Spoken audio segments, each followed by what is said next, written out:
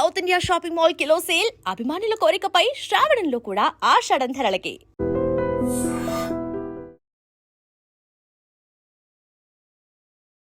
Hi hello నమస్తే welcome back to iDream media. ఇక money న్యూస్తో మీ ముందుకైతే వచ్చేసాను. నేను మీ విరాట్. సో ఈరోజు ఒక దేశం తన ఫైనాన్షియల్ స్టేటస్ కానీ లేదంటే ఫైనాన్షియల్ స్ట్రెంగ్త్ అనేది మేజర్గా ఎక్స్పోర్ట్స్ అండ్ ఇంపోర్ట్స్ మీద చాలా వరకు డిపెండ్ అయి ఉంటుంది. దాంట్లో భాగంగా టారిఫ్స్ అనేవి వాటికి చాలా క్రూషియల్ రోల్ ఉంటుంది అనమాట.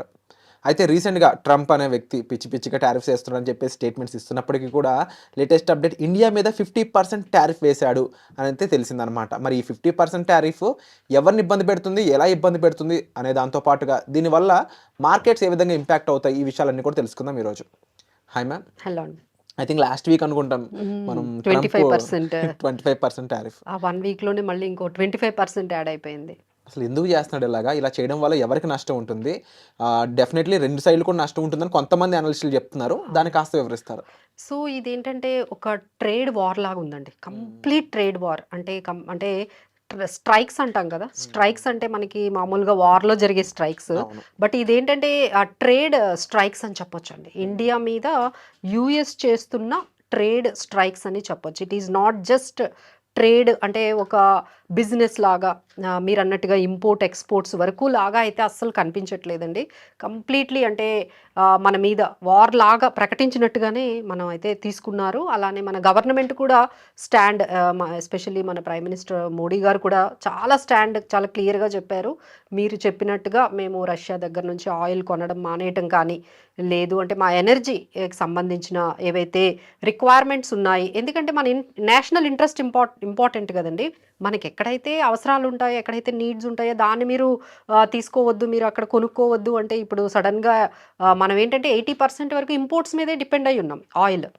సో ఇలా మనతో పాటు చైనా కూడా ఇంపోర్ట్ చేసుకుంటుంది. అలానే ఇంకా టర్కీ ఇలాంటి దేశాలు అంత పర్సంటేజే చేసుకుంటే వాళ్ళందరినీ వదిలిపెట్టేసి ఇక మన మీదే, ఇండియా మీదే అన్నట్టుగా ఆయన ట్రేడ్ స్ట్రైక్స్ అనేవి చేయడం అనేది అందరూ కూడా నాట్ ఓన్లీ ఇండియా నుంచి అండి, బయట కంట్రీస్ వాళ్ళు కూడా చాలా వరకు ఆయన క్వశ్చన్ చేస్తున్నారు. దీని వెనకాల అంతరార్థం ఏంటి, ఇలా మిగతా వాళ్ళు కూడా రష్యా నుంచి ఆయిల్ ఇంపోర్ట్ చేసుకుంటున్నారు కాబట్టి ఇండియా మీద మాత్రమే ఎందుకు ఇట్లా మీరు స్ట్రైక్స్ అనేవి ట్రేడ్ స్ట్రైక్స్ చేస్తున్నారు అనేది అయితే క్వశ్చన్స్ అయితే అరైజ్ అవుతున్నాయి. సో ఇప్పుడు లేటెస్ట్ అప్డేట్ చూసుకుంటే ఆగస్ట్ 7 నుంచి 25%, ఇంకా ఒక 21 డేస్ పాజ్ ఇచ్చారు. ఆగస్ట్ 27 నుంచి ఇంకొక 25% ఎడిషనల్ టారిఫ్స్ యాడ్ అవుతాయి. సో ఓవరాల్గా 50% అనేది మనకి స్టార్ట్ అవుతుందని ఎప్పుడైతే చెప్పారో ఇమ్మీడియట్గా మనమైతే చాలా సీరియస్గా తీసుకున్నారు. సో రేపు మనకి క్యాబినెట్ మినిస్టర్స్తోని, అందరు ఇంపార్టెంట్ మినిస్టర్స్తోని పిఎం మోడీ అర్జెంటుగా ఒక మీటింగ్ కండక్ట్ చేశారంటేనే మీరు అర్థం చేసుకోవచ్చు ఏ విధంగా ఇది ఇంపాక్ట్ చేయబోతోంది, ఏ సెక్టార్స్ మీద, ఏ కంపెనీస్ మీద ఇంపాక్ట్ చేయబోతుంది అనేది రేపంతా డిస్కస్ చేస్తారు.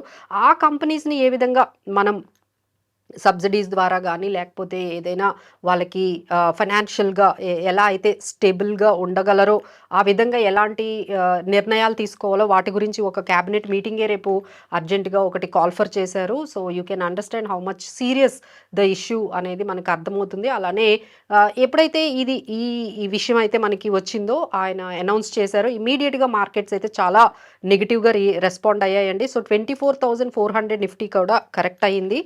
బట్ రైట్ నౌ ఎప్పుడైతే రెండు మనకి న్యూస్ వచ్చిందండి. ఒకటి ఏంటంటే రేపు క్యాబినెట్ మీటింగ్లో వాళ్ళు ఫైనల్గా ఒక డెసిషన్ తీసుకుంటారు. ఎందుకంటే మనకు 21 డేస్ పాజ్ ఉంది. ఈ 21 డేస్లో ఏమైనా నెగోషియేషన్స్ మళ్ళీ అవసరమైతే చేయడము, అలానే లించ్ అనే ఒక టీంతో ఇండియాకి రాబోతున్నారు యుఎస్ నుంచి ఒక టీం రాబోతుంది నెగోషియేషన్స్ కోసం అని. ఎప్పుడైతే కొంచెం ఇలా కొంచెం నెగోషియేషన్స్ గురించి మాటలు వచ్చాయో ఇమీడియట్గా కొంచెం మార్కెట్స్ అయితే కొంచెం రికవరీ అయ్యాయండి. So right now Nifty is ranging between 24,300 నుంచి 24,800. ఇక్కడ 24,300, 350 అనేది మంచి సపోర్ట్. సో లెట్స్ హోప్ ఇక్కడ నుంచి అయినా మార్కెట్స్ అంటే 24,600 అబోవ్ కానీ మార్కెట్ క్లోజ్ అయితే కొంచెం మనం పాజిటివ్లోనే ఉన్నట్టండి. ఇంకా అంతకన్నా బిలో ఉంటే మాత్రం మార్కెట్స్ ఆర్ స్టిల్ బేరిష్ ట్రెండ్లోనే మనకి కనిపిస్తూ ఉన్నాయి. సో దిస్ ఈజ్ అంటే మనం ఇంతవరకు ఏంటంటే వేరే కంట్రీస్ మీద అంటే బ్రెజిల్ మీద 50% వేయడం, అలానే స్విట్జర్లాండ్ మీద 39% వేయడం, కెనడా మీద 35% వేస్తే అమ్మో ఎట్లా వాళ్ళకి ఇంత పర్సెంట్ వేసారా అంటే ఇప్పుడు ఫైనల్గా ఇండియా మీద 50% వేస్తే సో ఇట్ వాజ్ రియల్లీ అంటే 25% చాలా హ్యూజ్ అనుకున్నాం. సో దానికి ఇంకొక 25% అడిషనల్ ఛార్జెస్ వేయడం అనేది it was really not that much easy to handle. ఎందుకంటే మన వాళ్ళతో చేసే ఎక్స్పోర్ట్స్ అయితే ఆల్మోస్ట్ అంటే $87 బిలియన్ ఉన్నాయండి. ఎస్పెషలీ ఫార్మా నుంచి ఎక్కువ మేజర్ ఎక్స్పోర్ట్స్ జరుగుతూ ఉంటాయి. అలానే సెమీ కండక్టర్స్, ఎలక్ట్రానిక్స్, అలానే మనకి టెక్స్టైల్స్, అంటే కొన్ని కంపెనీస్ అంటే ఏవైతే ఎఫెక్ట్ అవుతాయో కొన్ని కంపెనీస్ మనం ఇక్కడ ఎగ్జాంపుల్ తీసుకోవచ్చు.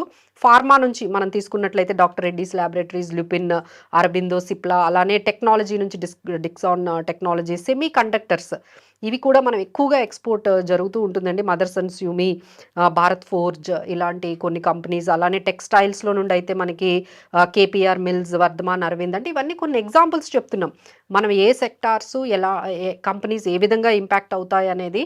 సో మనకి దానికి తగ్గట్టుగానే మార్కెట్లో చాలా వరకు ఈ మార్కెట్లో ఇవి కొన్ని కంపెనీస్ అంటే ఆ సెలెక్టెడ్ సెక్టార్స్ అండ్ కంపెనీస్ అయితే ఆల్రెడీ కరెక్ట్ అవ్వడం అయితే జరిగింది. So this is what is happening from the Trump tariffs. అంటే ఇప్పుడు ఈ బ్రెండన్ లించ్ అనే పర్సన్ బయలేటరల్గా ఇక్కడ జరిగే ట్రేడ్ అగ్రిమెంట్స్ కోసం వచ్చాక ఏం జరిగే ఛాన్స్ ఉందంటారు?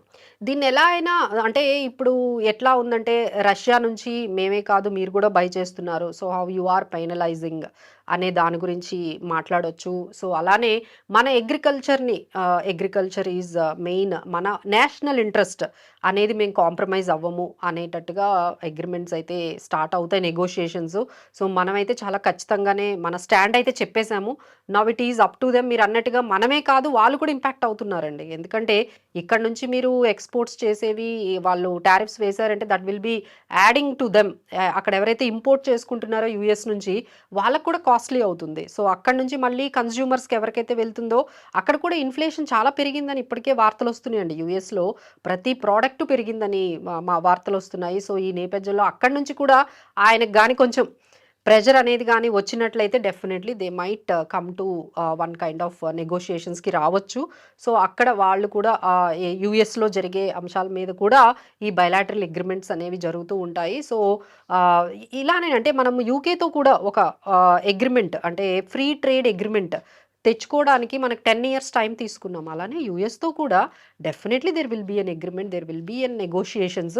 ఒక ప్రాసెస్ అయితే స్టార్ట్ అయింది. సో ఫైనల్గా కొంత టైం అయితే పడుతుంది. But definitely will have a very good agreements వచ్చే అవకాశాలు అయితే ఉన్నాయి. But it will take time. అందులో ట్రంప్ ఉండేటప్పటికి కొంచెం ఎక్కువగా అది వాల్టిలిటీ అనేది కనపడుతుంది. ఎందుకంటే statements are changing for every day. ఆయన స్టేట్మెంట్స్ చేంజ్ చేస్తూ ఇది జస్ట్ బిగినింగ్ అన్నట్టుగా ఆయన ఎవ్రీ 8 అవర్స్కి ఒక స్టేట్మెంట్స్ తీసుకొస్తున్నారు. సో దీన్ని బట్టి మార్కెట్స్ అయితే కొంచెం వాల్టిలిటీ ఉన్నాయండి. సో కొంచెం జాగ్రత్తగానే మనకి ఇన్వెస్టర్స్ ఉండాల్సి ఉంటుంది. ఎప్పుడైతే కొన్ని ఆ సెక్టార్స్ ఏవైతే ఎఫెక్ట్ అయ్యాయో అలాంటి స్టాక్స్ మీ దగ్గర ఉన్నాయి. ఇప్పుడు ఏంటంటే చాలామంది ఓన్గా చేసుకోవడం అలవాటు చేసుకున్నారండి. లాస్ట్ 2 ఇయర్స్ నుంచి వాళ్ళకి నచ్చిన స్టాక్స్ ఏదో వీడియోలో కనపడితే కొనేయటం, లేదు అంటే ఎక్కడైనా మనీ కంట్రోల్లో కనపడితే ఆ స్కీమ్స్ కొనేయడం, లేదు అంటే రిటర్న్స్ యాడ్స్ లాస్ట్ 1 ఇయర్స్ ఈ పర్టికులర్ స్కీమ్ సెక్టార్ స్కీమ్ ఇంత రిటర్న్ వచ్చింది అనగానే ఆ ఫార్మా సెక్టార్ అది కొనేయటం, చేసుకుంటూ వెళ్ళిపోతారు. యాడ్ ఆన్ చేసుకొని వెళ్ళిపోతూ ఉన్నారు. మనీ ఉన్నప్పుడంతా ఇలాంటి అంటే రిస్క్కి వాళ్ళకి అర్థం కాకుండా ఈ సెక్టార్ ఫండ్స్లో పెరుగుతూ వెళ్ళిపోయారండి. సో ఇప్పుడైతే వాళ్ళు డెఫినెట్గా ఒకసారి ఆలోచించాలి. ఈ పర్టికులర్ ఫండ్స్ ఏవి మనకి కొంచెం ఇబ్బంది పెట్టేటట్టుగా మన పోర్ట్ఫోలియోలో ఉన్నాయి, వాటికి ఎంత దూరంగా ఉండాలి, ఎలాంటివి మనం యాడ్ చేయాలి, ఎక్కడి నుండి ఎగ్జిట్ అవ్వాలి, ఈ విషయంగా అయితే ఒక ఎక్స్పర్ట్తో అయితే అట్లీస్ట్ ఇప్పుడైనా అంటే మా దగ్గర రీసెంట్గా ఒక క్లయింట్ వచ్చారండి. ఆయనకు ఒక 40 స్టాక్లు 40 స్కీమ్స్ ఉన్నాయి. అన్ని ఆయన ఇంత తీసుకొచ్చారండి. ఆయన ఇంత అంటే ఇన్ని పేపర్స్ తీసుకొచ్చారు. 4-5 సరిపోతాయని చెప్పి ఎన్నో ఇంటర్వ్యూలు మీరు చెప్పున్నారు. But still people need to be educated అని అర్థమవుతుంది. అవునండి, వాళ్ళు ఏంటంటే కనపడిందంతా యాడ్ చేసుకోవడం. ఇప్పుడు మీరు ఒక మొమెంటమ్ స్టాక్ చెప్తే దాన్ని డిఫెన్స్ అంటే ఒకటి, ఫార్మా అంటే ఒకటి, అలా ఒక 10 ఈటీఎఫ్లు, 10 స్కీమ్లు.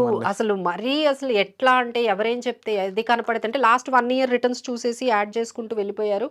ఇప్పుడు చాలా మందికి అర్థం కావట్లేదు ఇవి ఏం మెయింటైన్ చేయాలి. ఇప్పుడైతే వాళ్ళకి ఒకటి అర్థమైంది, 40 స్కీమ్లు 40 స్టాక్లు పెట్టుకుంటే ఎలా మేనేజ్ చేస్తారండి?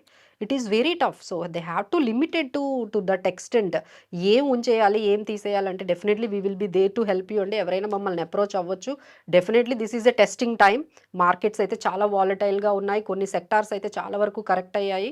సో ఇప్పుడు ఏమి ఈ స్టాక్స్ ఉంచాలి, ఏ స్కీమ్స్ ఉంచాలి అనే దాని గురించి మీరు ఎప్పుడైనా మమ్మల్ని కన్సల్ట్ చేయొచ్చు.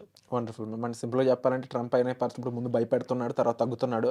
సేమ్ అదే జరుగుతుందా? లేదంటే ఈసారి మళ్ళీ మారుతుందా? సో కొన్ని అనేది స్టాక్స్ తెలుసుకోవాలి. ఉన్నాయండి. అంటే సెక్టార్స్ కొన్ని ఉన్నాయి. అంటే ట్రంప్‌కి సంబంధం లేని, టారిఫ్స్‌కి సంబంధం లేని కొన్ని సెక్టార్స్ ఉన్నాయి. అంటే ఓన్లీ మన ఇండియన్‌కి సంబంధించి అలాంటివి. ఎగ్జాంపుల్ కన్జంప్షన్ ఉందనుకోండి, మన ఇండియాకి సంబంధించింది ఐటీసీ, తర్వాత హెచ్‌యుఎల్ అలా. అంటే ఏంటంటే దీన్ని టారిఫ్స్ ఇన్సులేటెడ్ కంపెనీస్ గానీ, టారిఫ్ ఇన్సులేటెడ్ సెక్టార్స్ అంటాం. అందులో మీరు పెట్టుకోవచ్చు. అలానే హోటల్స్, ఇప్పుడు హోటల్ ఇండస్ట్రీస్ ఇవన్నీ కూడా బాగున్నాయి. ఇండియన్ హోటల్స్, తర్వాత అలానే ఇప్పుడు బజాజ్ ఆటో కూడా కొంచెం బాగుందండి. వాళ్ళ ఆటో సేల్స్, ఎందుకంటే ఇప్పుడు ట్రాక్టర్స్ అవి ఇవి కొనుక్కుంటారు కాబట్టి. సో మాన్సూన్ స్టార్ట్ అయింది కాబట్టి. సో కొన్ని there are certain companies which have given very good results అండి. లైక్ ట్రెంట్ కానీ, హీరో మోటోకార్ప్, తర్వాత పిడిలైట్ ఇండస్ట్రీస్, హడ్కో, పిఎఫ్సి, టీడీ పవర్ సిస్టమ్స్, ల్యూమాక్స్ ఇండస్ట్రీస్, ఇలా కొన్ని ఎక్సలెంట్ కంపెనీస్ మంచి రిజల్ట్స్ ఇచ్చాయి. అలానే బజాజ్ ఆటో, గోద్రేజ్ ఇలాంటి కొన్ని కంపెనీస్ అయితే మంచి రిజల్ట్స్ ఇచ్చాయి. బట్ నీడ్ టు అండర్స్టాండ్ ఏ సెక్టార్లో మనం ఉండాలి, ఎలాంటి స్టాక్స్ మనం పికప్ చేసుకోవాలి అనేది మానిటరింగ్ అనేది అవసరం అండి. కొనేస్తున్నారు కానీ అందరికీ అందులో నుండి ఎప్పుడు ఎగ్జిట్ అవ్వాలి, దాన్ని ఎప్పుడు మనం ప్రాఫిట్ బుక్ చేయాలి, ఎప్పుడు వరకు మనం దాన్ని మెయింటైన్ చేయాలి. ఎంట్రీ ఈజీ అవుతుంది కానీ ఎగ్జిట్ అందరి వల్ల అది అర్థం కావట్లేదు. So for that we can give some advice. Sure ma'am. And definitely ఈ విషయాలపై మీకు ఒక ప్రొఫెషనల్ ఐడియా అనేది చాలా ఇంపార్టెంట్. ఎందుకంటే ఓన్‌గా ఇన్వెస్ట్ చేసినప్పుడు చాలా వరకు అది ఫెయిల్ అవ్వడానికి ఎక్కువ స్కోప్ ఉంటుంది. Because of such volatile situations అని చెప్పొచ్చు. సో ఈ ఎపిసోడ్ గురించి మీ అభిప్రాయాన్ని కూడా కామెంట్ సెక్షన్‌లో మెన్షన్ చేయండి. వచ్చే ఎపిసోడ్‌లో మళ్ళీ కలుద్దాం. Thank you so much.